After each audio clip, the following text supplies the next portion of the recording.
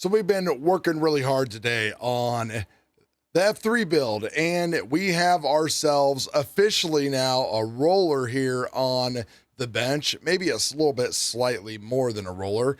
Got through some more stuff than what we're going to show in this video, things like the inverse wheels, and now we are working on the electronics. So we'll talk about that stuff in an upcoming video.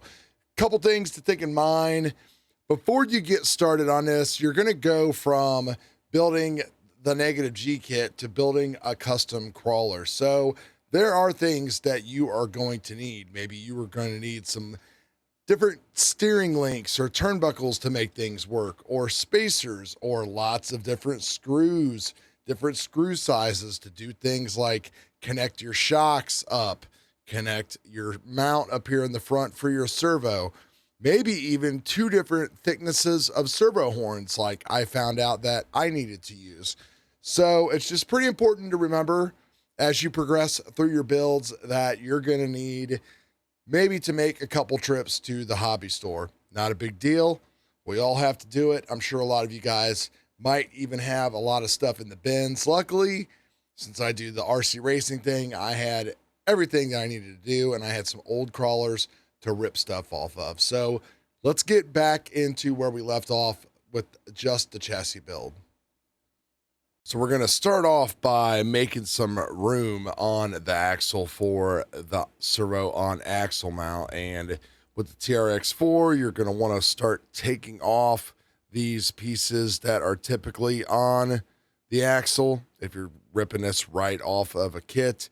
And of course, we're going to take off this link. We are not going to need that. And then you're basically going to have these two ears that are still stuck up right there that you are going to have to cut off and remove. You can just use some snippers or a hobby knife or a Dremel if you want to make it super clean, but they are all going to be hidden, of course, by the servo. So you can see right here where we've taken off one of those mounts that were on the portal before for the old shims and links, and now this basically is just going to screw in right there, and that is going to be our servo mount. See, we made some progress here. Once you get started on these axles, this is just kind of where you end up. So we've got the rear uppers done, saving the lowers here so we can attach them at the same time with the shocks. And then we have front, upper, and lower attached as well. I have not attached the servo yet, but we do have the mount in place, and we'll show that when we get to it.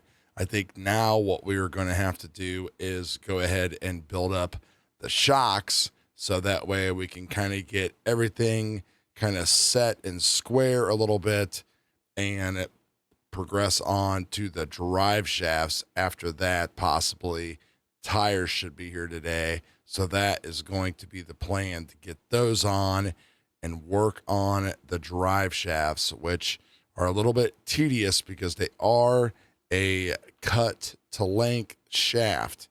So going to have to be careful on how we measure and cut these, so we get the right extension, a little bit of movement in there and not a lot, so we don't get any kind of binding or anything else. On a mission here to get things going and completed. So we started working on the shocks. We built two of the Desert Lizards in the back, and we were able to go ahead and get all of the shocks and the links connected back there, as you can see. Now, the reason why I'm doing this is to kind of figure out things that I'm going to need, because we're going to need some kind of spacers to space the shocks out here from the frame. Luckily, I have a ton of spacers from my RC cars and all that kind of stuff, and we're going to be trying to figure out how to set all this at the right droop. Like I said, I want to get all the shocks and axles and tires and everything mounted up, and then get to work on the drive shafts, because I think that is going to be the one hang up that I am going to have. So happy with the way everything is going in the back end. We'll fix that. build these other two shocks up right now. Crawler Canyon's got a really nice demo on how he does the desert lizards. So that way you can get, the full droop, building them inverted, flipping the springs and that kind of stuff.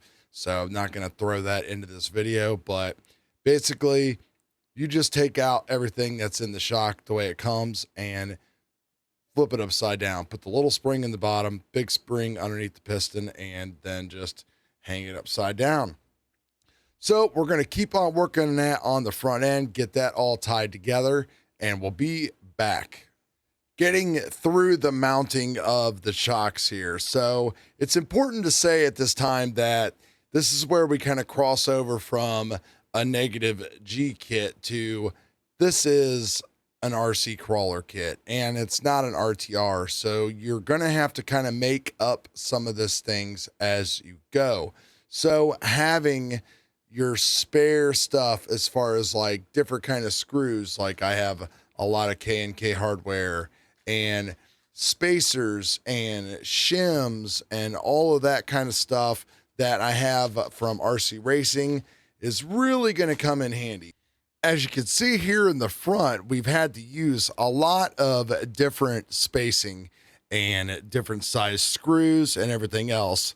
And when you're dealing with these portal axles, things aren't exactly symmetrical. Things can be shifted from side to side. So on one side, you might need to use a longer screw or more spacers than the other, kind of in a situation here with that. So that way my shocks are pretty much as straight as they can be, which it looks like on camera that they are a little crooked, but I assure you they are pointing up straight.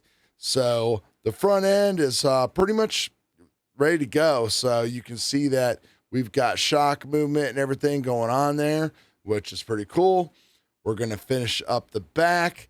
The wheels showed up today. So we are going to just keep on powering through and getting this baby done. So we have ourselves a roller here, as we mentioned earlier in the video, and we're going to be going through things like the electronics, what I had to do to make everything work up front with the servo for the TRX4, because there are some changes that you're going to have to make, and all that will be coming up in the next video or two until we get this all wrapped up. So appreciate you all. If you got any questions, please reach out.